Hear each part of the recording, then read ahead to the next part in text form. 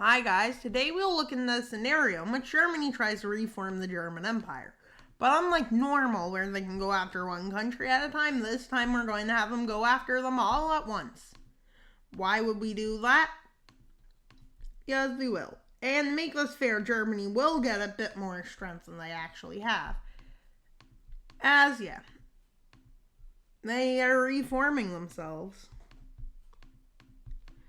As you can tell, this isn't really a fair war. But yeah, let's see how Germany's plans go. Okay, so they decide they will go through Belgium. Why would they do that? I don't even know. With them not really having allies. Yep.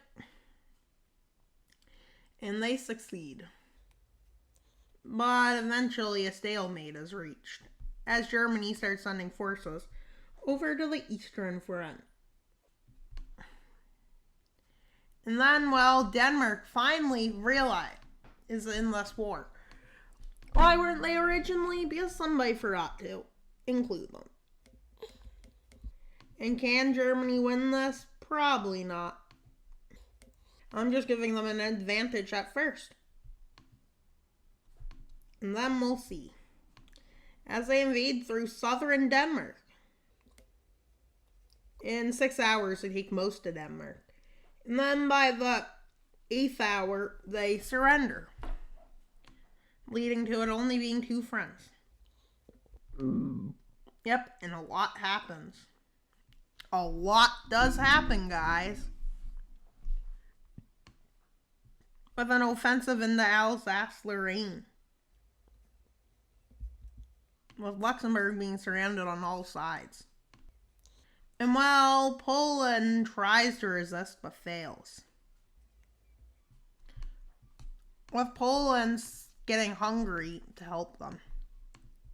And Russia deciding they want Belarus to help so they can get forces to Poland. Which at first not well. Germany continues their offensive on 2 fronts. As they move into Kaliningrad. They quickly move into what they want from Russia. And then they continue into Lithuania. But the problem is, there's no breakthrough for France. France struggles, and Germany gets close to Paris. As Germany moves to encircle Paris, French resistance gets strong. And out of the disorganization of this offensive, France makes a counter-offensive from Paris. And they make the front more stable. With Russia sending some forces to Lithuania and Poland. With Germany being pushed back far. But they continue their offensive. And then Austria joins Germany. With a promise of Hungary to make Austria Hungary again. With Austria and German forces making an offensive into Hungary. With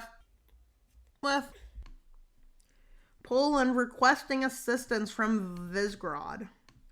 Which they do get with all of the V4 on their team, with this front becoming bigger. But quickly Germany makes an offensive into the Sudetenland and moves into this country rather fast, along with Slovakia, which they encircle Bratislava and take it quickly.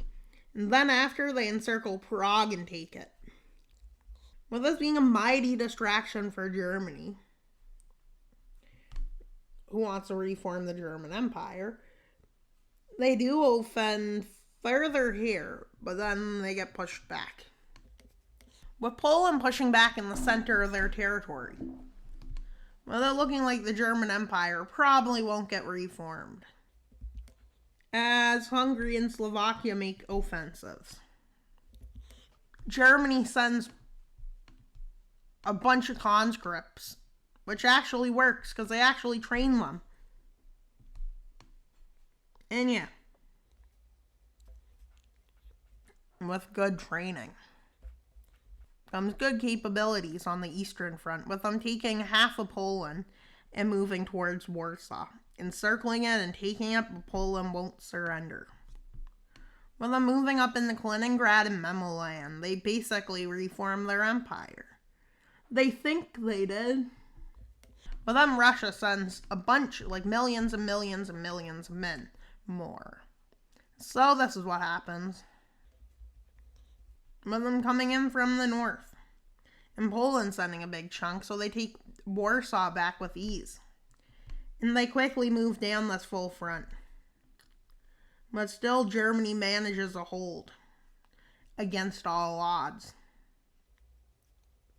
They eventually stall out the front. But France, seeing difficulties on that front, makes an offensive.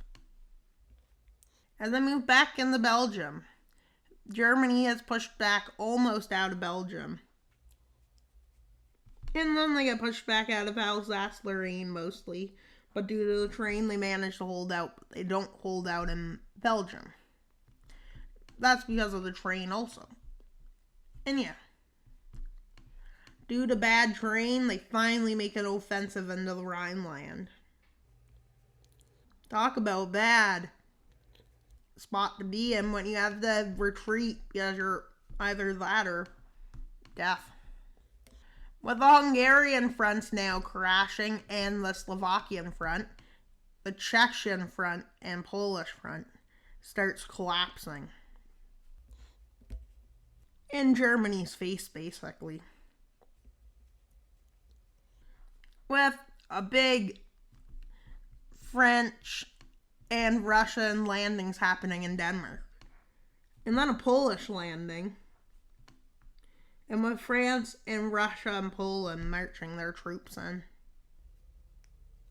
They have big plans. With Germany falling back to their borders. With Austria holding on for its life. With the front almost fully collapsing, but yet Germany holds here. But they're unable to hold Austria's front. As quickly Hungary moves and encircles Vienna, taking it. With the fall of the German fronts beginning.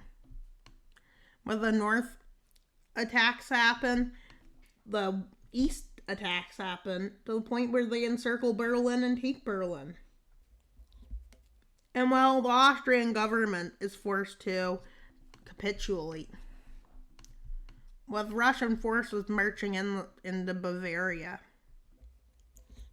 with Polish moving in from the east, French moving in from every spot, basically, on the west and north. Russia's moving in on the east and north. Poland's moving in on the east and north. And so the fall of Germany begins. And unlike usual, it's swift. Like really swift. And then France finally crosses the River Rhine. With it being a full-on breakthrough. With Germany holding for its dear life. With Germany being cut in two. One pocket falls faster, but the south area fights longer. Until finally they're unable to fight no more and they collapse with like 2,000 men left. And now let's look at the peace treaty, which is signed in Warsaw. The Treaty of Warsaw.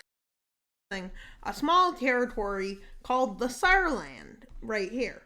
Belgium annexes a bit of the Rhineland. The Rhineland is made a occupation zone. North Germany and Southwest Germany and Northwest Germany are puppets of France.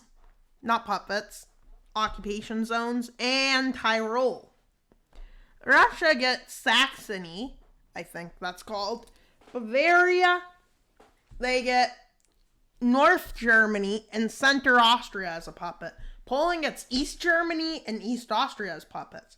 Whereas Czechia, Slovakia, and Hungary gain a bit of land from Austria. Denmark gains a big chunk of land from Germany. And that's pretty much all for today's video. Please like and subscribe as we're at 269 and we want to get to at least 300 by the end of the year.